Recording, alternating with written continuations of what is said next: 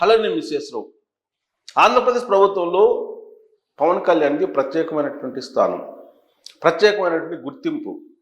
Deputy సీఎంగా ఆయన వేస్తున్నటువంటి అడుగులు సంచలనం. తాజాగా ఆయన తీసుకున్నటువంటి నిర్ణయం ఏదైతే ఉందో అది చర్చనీయాంశం అయింది.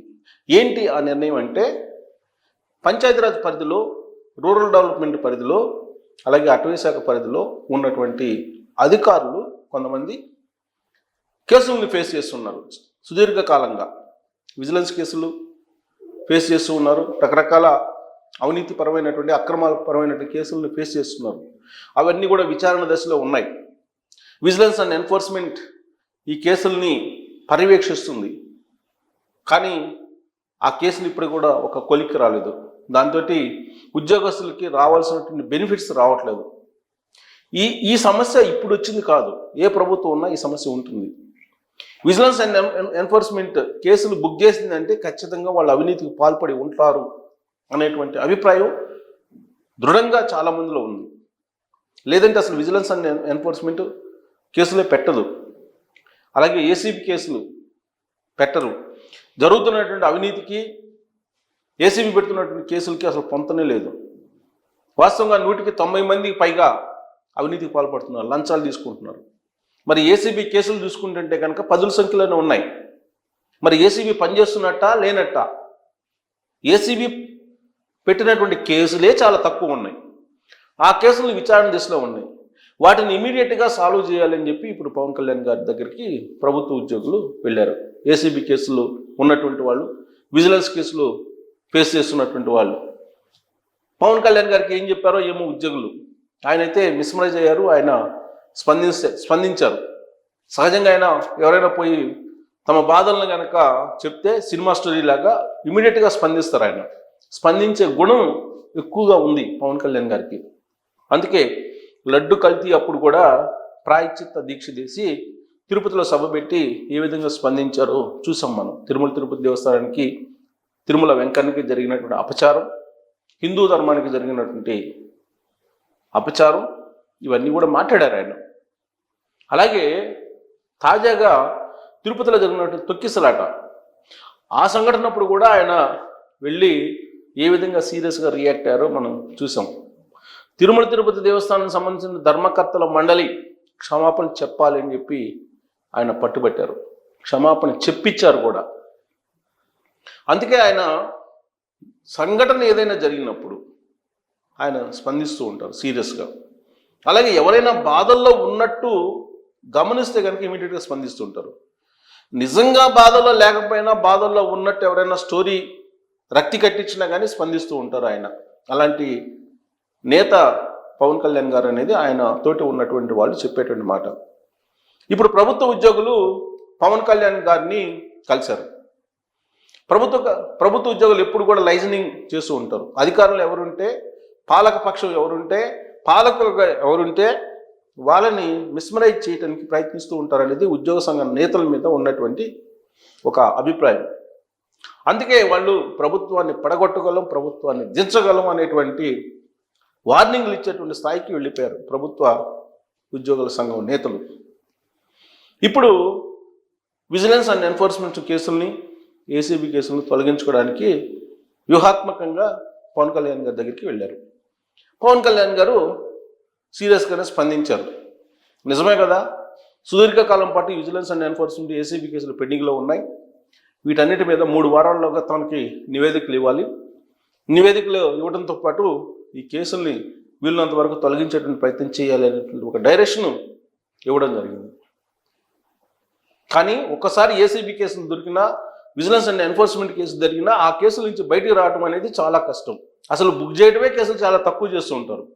అసలు విజిలెన్స్ అండ్ ఎన్ఫోర్స్మెంట్ కేసులు బుక్ చేయాల్సి వస్తే కొన్ని లక్షల కేసులు అవుతాయి. ఎందుకంటే రోడ్లు వేసిన, మురుగు కాలువలు దవ్విన, ప్రాజెక్టులు కట్టినా అవినీతి లేకుండా ఉండదు. అవినీతి చేసేటువంటి వాళ్ళ మీదనే విజిలెన్స్ అండ్ ఎన్ఫోర్స్మెంట్ కేసులు బుక్ చేస్తూ ఉంటుంది. కేసుల సంఖ్య తక్కువగా ఉంది. ఆ బుక్ చేసిన కేసుల్ని ఫైనలైజ్ చేయాలనేది ఇప్పుడు పవన్ కళ్యాణ్ గారు చెప్తూ ఉన్నారు. వాటిని ఫైనలైజ్ చేస్తే కనుక అవినీతి పరులు ఎవరైతే ఉన్నారో, ఆరోపణలు ఎదుర్కొంటున్నటువంటి వాళ్ళు గట్టెక్కుతారు. వెంటనే వాళ్ళకి రావాల్సినటువంటి బెనిఫిట్స్ ఏదైతే ఉన్నాయో ప్రభుత్వం వైపు నుంచి అవన్నీ లాక్కునేటువంటి ప్రయత్నం చేస్తారు. ఇదంతా కూడా చంద్రబాబు నాయుడు గారికి తెలుసు. ఎందుకంటే సీనియర్ పొలిటీషియన్, పరిపాలనలో ఆయనకి అన్నీ తెలిసినటువంటి అంశాలే, డక్కాముక్కలు తిరిగినటువంటి లీడర్.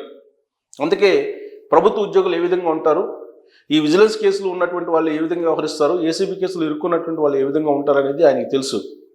అందుకే ఆయన దగ్గరికి వెళ్ళలేదు, పవన్ కళ్యాణ్ గారి దగ్గరికి వెళ్ళారు ప్రభుత్వ ఉద్యోగులు, కేసుల్లో ఉన్నటువంటి వాళ్ళు.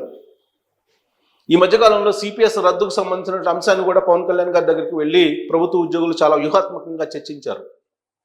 మీరు సిపిఎస్ రద్దు చేయాలి, ఓపీఎస్ను అమలు చేయాలి అనేది.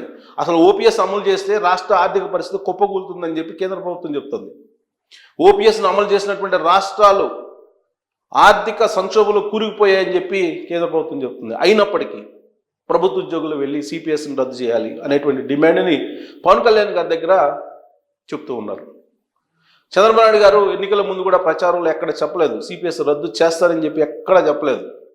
పవన్ కళ్యాణ్ గారిని కూడా కలిసారు ప్రభుత్వ ఉద్యోగులు ఎలక్షన్ ముందు. పవన్ కళ్యాణ్ గారు కూడా పరిశీలిస్తాం, చంద్రబాబు గారితో మాట్లాడి ఏం చేయాలో చేస్తామని చెప్పి చెప్పారు. కానీ పవన్ కళ్యాణ్ గారి ద్వారా సిపిఎస్ రద్దు అనేది చేయించుకోవాలనే ప్రయత్నం ప్రభుత్వ ఉద్యోగులు చేయటం మొదలుపెట్టారు. ఆయన యొక్క స్పందించేటువంటి గుణాన్ని గమనించారు ప్రభుత్వ ఉద్యోగులు.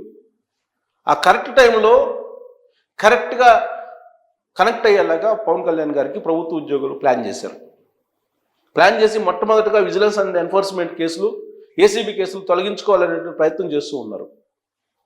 వాటి మీద విచారణ జరగాలి, ఎవరైతే అవినీతికి పాల్పడ్డారో వాళ్ళ మీద శిక్షలు పడాలి. కానీ శిక్షలు పడినటువంటి వాళ్ళు కానీ, లేదు ప్రభుత్వ సొమ్మును దోచుకుని మళ్ళీ తిరిగి ఇచ్చినటువంటి వాళ్ళు కానీ దాదాపుగా లేరు. ఎందుకంటే ఏదో ఒక రకంగా పైరవీలు చేసి ఆ కేసులు కొట్టేయించుకుంటారు. వీళ్ళు కొట్టేయించుకున్నటువంటి దాఖలాలు ఎక్కువ ఉన్నాయి, శిక్ష పడినటువంటి దాఖలాలు చాలా తక్కువ ఉన్నాయి, రికవరీ చేసినటువంటి దాఖలాలు చాలా తక్కువ ఉన్నాయి. ఇప్పుడు కూడా అదే చేయబోతూ ఉన్నారు పవన్ కళ్యాణ్ గారిని అడ్డుపెట్టుకొని అనే అభిప్రాయం పొలిటికల్ సర్కిల్స్లో జరుగుతుంది. ప్రభుత్వ ఉద్యోగుల గురించి తెలిసినటువంటి వాళ్ళు మాట్లాడుకున్న మాటలు కూడా. కాబట్టి పవన్ కళ్యాణ్ గారు ప్రభుత్వ ఉద్యోగులు ఎవరైనా వచ్చి ఇలాంటి కేసులని తొలగించమనో, ఇలాంటి కేసులు త్వరితగతిన పరిష్కరించమనో కోరితే పవన్ కళ్యాణ్ గారు ఆచితూచి వ్యవహరించాలి. లేదంటే ప్రభుత్వ ఉద్యోగుల మాయలో పడితే ఈ ప్రభుత్వమే నిలబడేటువంటి పరిస్థితి లేదు. ఈ ప్రభుత్వం నిలబడాలంటే ప్రభుత్వ ఉద్యోగుల్ని కట్టడి చేయాల్సిన అవసరం ఉంది అని చెప్పి పాలకులు, అనుభవం ఉన్నటువంటి వాళ్ళు చెప్తున్నటువంటి మాట. కారణం ఏంటంటే బడ్జెట్లో సింహభాగం ఉద్యోగుల జీతభత్యాలకు వెళ్ళిపోతుంది, అభివృద్ధి కుంటుపడుతుంది. ఈ విషయాన్ని నేను చెప్పడం కాదు, జయప్రకాష్ నారాయణ గారు లాంటి సీనియర్ ఐఏఎస్లు చెప్తున్నటువంటి మాట. అందుకే సిపిఎస్ రద్దు జోలికి వెళ్ళకూడదు ఈ ప్రభుత్వం అని చెప్పి ఆయన నాకు ఇచ్చినటువంటి ఇంటర్వ్యూలోనే చెప్పడం జరిగింది. ఇప్పుడు విజిలెన్స్ కేసులు, ఏసీబీ కేసులు ఇంకా మరిన్ని పెట్టాలి. ఎందుకంటే కరప్షన్ పెరిగిపోతుందని చెప్పి 2 డిజిట్స్కి కరప్షన్ చేరుతుందని చెప్పి ప్రభుత్వంలో ఉన్న పాలకులే ఇప్పుడు చెప్తున్నటువంటి మాట. అంటే ఏసీబీ కేసులు, విజిలెన్స్ కేసులు పెరగాలి. ఉన్నటువంటి కేసుల్ని తొలగిస్తే కనుక మళ్ళీ కరప్షన్ పెరిగేటువంటి అవకాశం ఉంది అనేటువంటి అభిప్రాయం సర్వత్రా వినిపిస్తుంది. సో ఇలాంటి పరిస్థితుల్లో పవన్ కళ్యాణ్ గారు ప్రభుత్వ ఉద్యోగుల పట్ల ఏ విధంగా వ్యవహరించాలి, ఏ విధంగా ఉండాలి అనే దాని మీద కామెంట్ రూపంలో మీ అభిప్రాయాన్ని తెలియజేయచ్చు. Thank you very much.